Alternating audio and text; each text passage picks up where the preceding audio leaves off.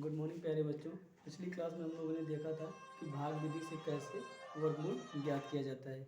आज उसी से रिलेटेड सवाल देखते हैं जो बहुत ही इम्पोर्टेंट टॉपिक है। देखेंगे इसको ध्यान से हम लोग। प्रश्न आता है, 4 अंकों की बड़ी से बड़ी पूर्ण वर्ग संख्या ज्ञात कीजिए।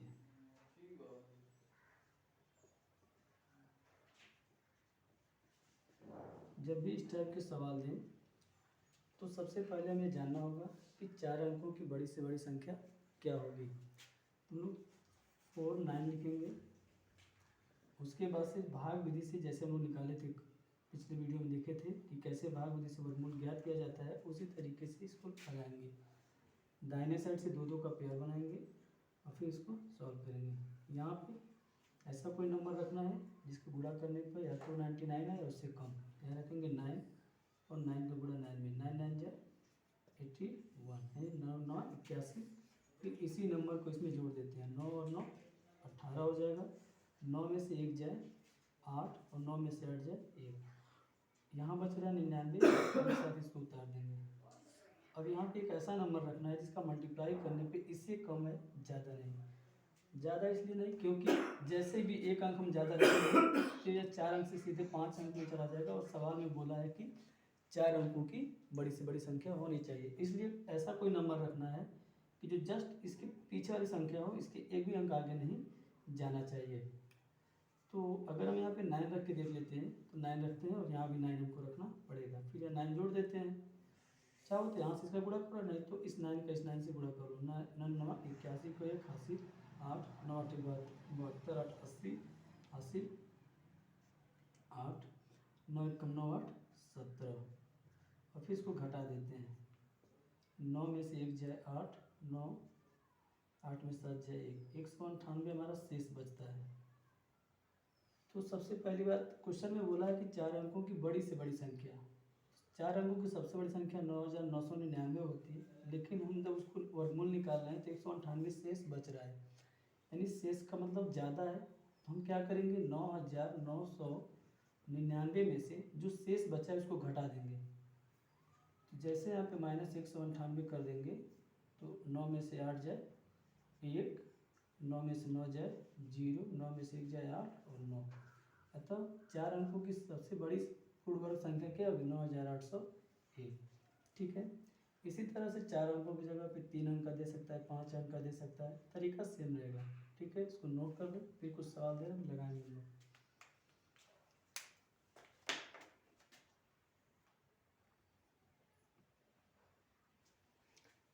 4 अंक की जगह पे यहाँ पे कोई भी नंबर हम लोग दे सकते हैं, चाहे 4 अंक का कहेगा या 3 अंक का कहेगा या 5 अंक का कहेगा। सेम तरीके से जैसे पीछे हम लोग लगाए हैं उसी की तरह से इस बाकी के सवालों को भी सॉल्व करेंगे।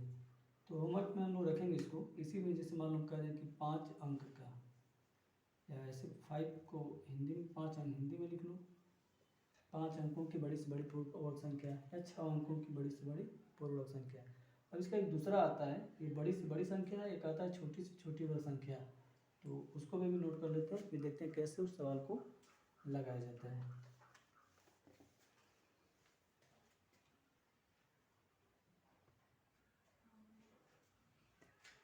अभी इसी में वर्गमूल में एक दूसरे टाइप का सवाल आता है। अभी पिछले सवाल में उन्होंने देखा था कि 4 अंकों की बड़ी से बड़ी संख्या थी, लेकिन यहाँ पे बोला 5 अंकों की छोटी से छोटी पूर्णांक संख्या। तो बड़ी से बड़ी और छोटी से छोटी तो हम समझ रहे हैं। तो सबसे पहली बात, 5 अंक की सबसे छोटी संख्या क्या होगी उसको नोट करेंगे, यानी कि 1 लिखेंगे 4 0, ये हमारे 5 अंकों की सबसे छोटी संख्या होगी। अभी पूर्ण वर्ग है कि नहीं है इसको हम सॉल्व करेंगे। तो 2 2 का जोड़ा बनाए 1 है, यहाँ पे 1 रखेंगे, 1 का गुणा 1 में 1 1 कम। 1 मिनट, थोड़ा सा इसमें मिस्टेक है। 5 अंकों की नहीं, 4 अंकों की छोटी से छोटी पूर्ण संख्या ज्ञात कीजिए। तो सबसे पहले हम 4 अंकों की सबसे छोटी संख्या लिखेंगे, यानी 1000 होगा। फिर भाग विधि से इसको सॉल्व करेंगे। तो यहाँ पे 2 2 का जोड़ा बनाएंगे दाहिने साइड से, यहाँ पे है 10। अब यहाँ पे ऐसा नंबर रखना है कि इसका उसी से गुणा करें, तो या तो 10 है या उससे कम है। तो अगर हम यहाँ 2 रखेंगे तो 2 दूनी 4 कम आएगा, मतलब यहाँ पे 2 नहीं लगेगा। फिर 3 रखेंगे, यानी 3 रख के यहाँ चेक करेंगे, 3 का गुणा 3 में करेंगे तो 3 3 के 9, यानी यहाँ 3 रख लेते हैं और यहाँ भी 3 रखेंगे, 3 3 के 9। और फिर इस 3 को यहाँ पे जोड़ देते हैं, 6 आ जाएगा। और 10 में से 9 जाए 1, इधर 2 जीरो बचा, यहाँ पे उतार दो।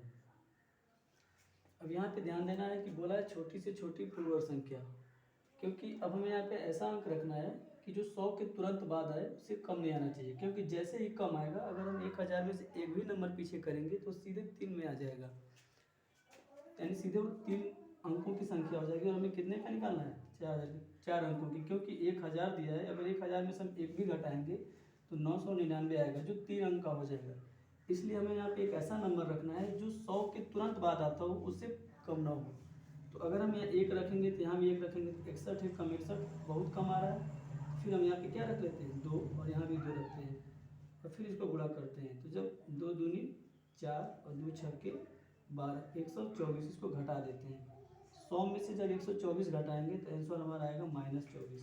क्यों? क्योंकि जब कम संख्या में से ज़्यादा को घटाते हैं तो आंसर हमारा निगेटिव आता है, यानी -24 कम है। इसका मतलब यह हो गया कि अगर हम 1000 में माइनस का मतलब हो गया कि ये कम है, तो अगर हम 1000 में 24 को ऐड कर दें तो जो संख्या हमें प्राप्त होगी, यानी 1024, यह 4 अंकों की सबसे छोटी पूर्ण वर्ग संख्या होगी। समझ में आया? जब बड़ी से बड़ी संख्या कहेगा तो एक बार कम पढ़ना है, और जब छोटी से छोटी संख्या निकालना होगा तो उसके एक बार जस्ट आगे पढ़ेंगे, ताकि वो संख्या हमारा माइनस में आएगा। तो जब वो जितना भी माइनस में आएगा उसी नंबर को इस 4 अंक की छोटी संख्या में जोड़ देंगे, तो जो प्राप्त होगा वो संख्या हमारा क्या कहलाएगा? 4 अंकों की सबसे छोटी पूर्ण वर्ग संख्या कहलाएगी। इसी तरह से और भी सवाल इसमें आते हैं, जो चाहे वो 5 अंक का कहेगा या 6 अंक का कहेगा, सबसे छोटी या सबसे बड़ी संख्या। तो जैसे हम दोनों सवालों को सॉल्व किए पीछे, उसी तरीके से इन सवालों को सॉल्व करेंगे। बाकी कोई डाउट हो तो कमेंट करके ज़रूर बताएंगे और अपना सुझाव देंगे। जो इसमें दिक्कत होगा उसको फिर से समझाने का प्रयास किया जाएगा। तब तक के लिए बाय।